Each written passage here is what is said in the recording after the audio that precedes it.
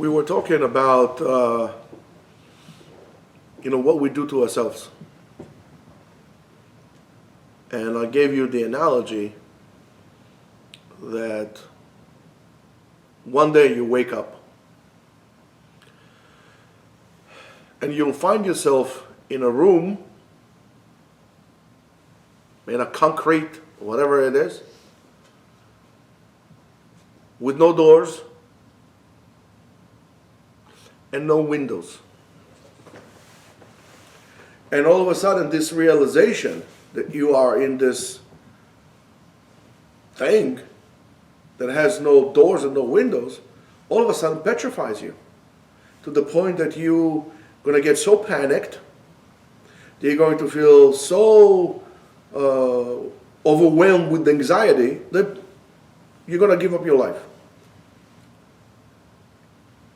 Of course, the question will be, how did you get into this room when there's no doors and there's no windows? I mean, you know that one day it wasn't like this, because you're going to sit down and you're going to say, wait a minute. I remember things. I remember I used to run, I used to have bicycle, I used to have an electric scooter, I used to go hiking, I used to fall in love, I used to see men and women, dogs and cats, birds. I mean, I remember, I'm not crazy. I remember I used to want things, but yet there's nothing here. How is it possible? This is my fantasy? That one day I was supposedly free? What's going on here? Maybe I'm crazy. Maybe it wasn't. Maybe it's just my imagination. Or maybe it's just a bad dream that I'm having. But then you touch the floor and it feels like rough concrete. You touch the wall, it feels like rough concrete. You said, no, this is real. But I remember vividly the world outside. I remember. I mean, listen, don't tell me. I remember this. It's not my mind. I remember it. Of course, the question is, so you sit there in the corner, like squatting like this. How in the world did I get into this place? Since there's no opening. And then you fall asleep, crying, shivering, miserable, punching the wall. After you punch the wall and you break the wall and you're all bleeding and you're in pain and you're desperate on the floor like this, and a vision comes to you of like open meadows and hills and maybe overlanding 4x4 and waterfalls and beautiful women and happy men and food. And then all of a sudden, the focal point of the dream, usually when we dream with our eyes out. Something miraculously had happened. The dream, the vision, the point of view changes. And it shifts. And all of a sudden you start to see yourself. One of the things that, by the way, it's a very interesting thing, which most people can't. Somebody tells you, oh yeah, I can, you can't. Try to commend yourself before you go to sleep to look at your hand. In your dream. In your dream. Tell yourself, okay, I want to see my hand. So lift your hand and in a way control that. See if that's possible. And the more advanced you will be, the more you'll be able to control your dreams, the more meaning the dream will have.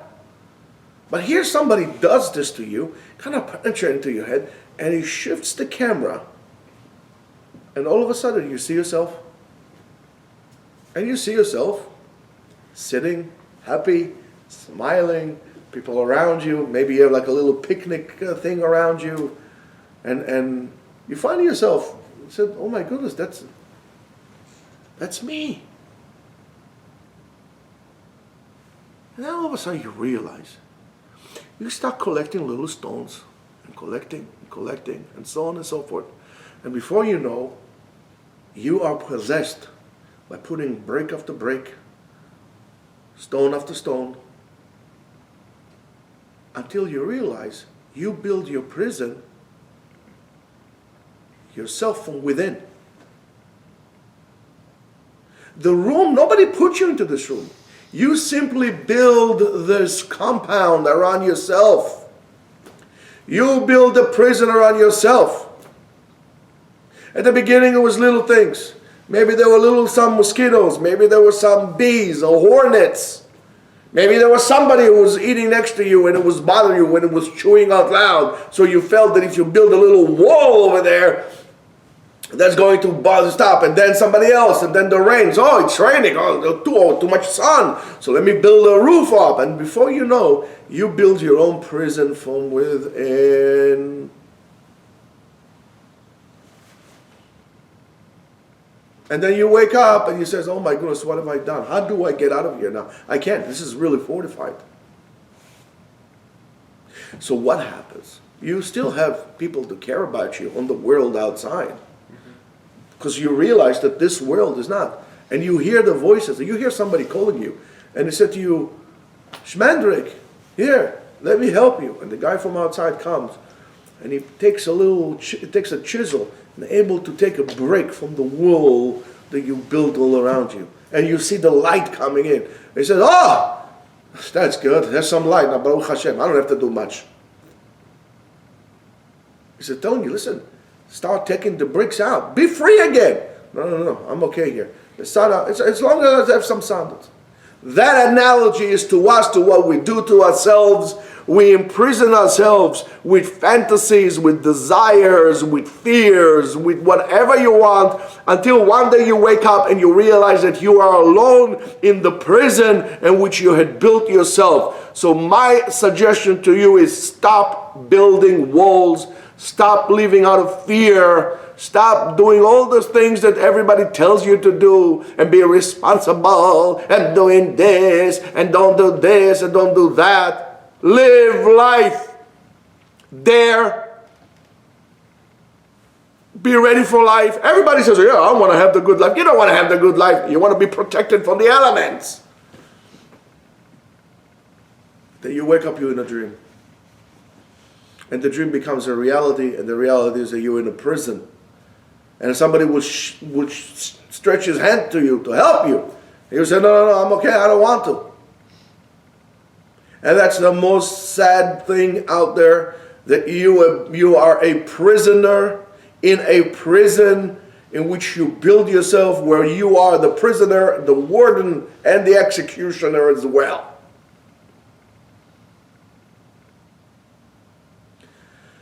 על זה נאמר, אינו בן חורים אלא מי שעוסק בתורה. Coming to learn Torah allows you to open your mind, to see things. It teaches you emunah, as we learned yesterday. Ikar tikuno shel ha'adam.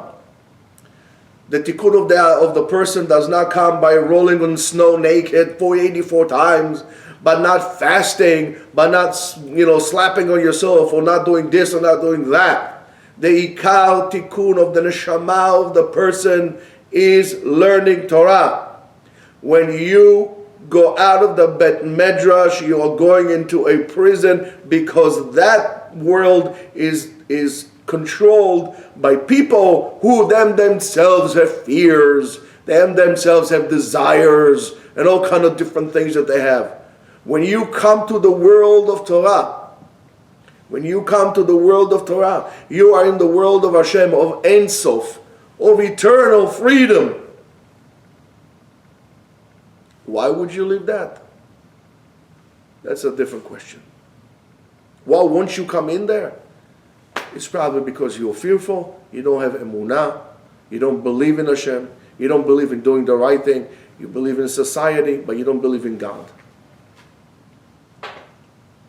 My suggestion to you is, enhance your emunah, listen to Divrei Chachamim. Anything that my rabbi told me, I never regret it. Never.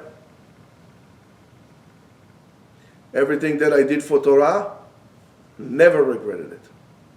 Everything I did other things, always regretted it. Always a reason why I could have done this better, or I could have done this instead of that. When it comes down to learning Torah, what could you have done better than learning Torah? I don't know. I don't know. Make the Torah the focal point of your life. Make Divrei Chachamim the beacon in which would lead you into the darkness of your life. And when somebody comes to stretch a hand to you to make you free, don't hit their hand. Help them take the bricks down. Help them take the wall down. Help them break away from the prison in which you put yourself and go into freedom. And again, I'm telling you, most people don't want to be free. Most people want to be told what to think, told what to act, told what to do. Nobody wants to be a free person. Nobody wants to be a commander. You don't want to do that. You're not ready for the Mashiach time. That's the bottom line. So stop being afraid. Kol ha'olam kulo gesher tzar me'od. The whole entire world is a very narrow bridge, like they have, in China, when they're going like this. And what's the best thing the only thing to do when you're going on the bridge? Rav Nachman says, Ve'ha'ikar lo lefachet klal. Don't be fearful, because fear will, it's like a kid. He's afraid of the unknown. So he thinks that there are demons and monsters, and all it is just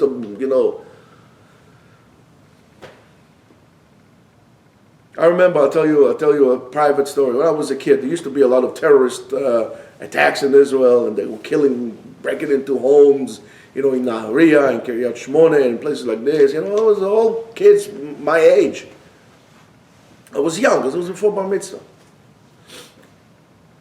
And in my house, we had a small house. So there was a sliding door that was made out of glass, but the glass was, it's a special glass like this, like wavy glass like this. And my mother used to put her ironing board right behind it. Now, if you look at the ironing board, it looks like a person. And especially if you have the glass like this and the light comes out. So I used to wake up in the middle of the night, petrified there's some kind of terrorist in my house. And I always used to be petrified. I used to go to my mother, mommy. And one night I said, okay, wait, hold on a second. I know what this is. This is the ironing board. So I got up, I moved this, took the ironing board, moved, and that was the end of it. Don't be fearful. And if you're afraid of something, it's okay. It's okay to be afraid.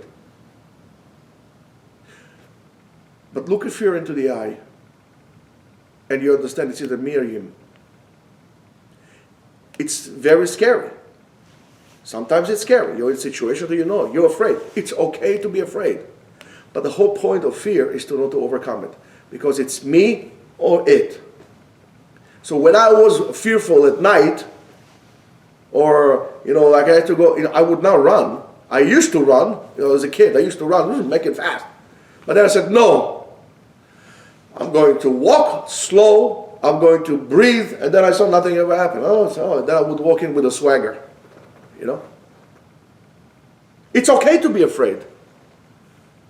But don't let fear paralyze you. Look it in the eye and keep on walking. Control your breath, control your thought. You have all the tools to succeed. But one thing for sure, do not build your own prison. Have a wonderful free day.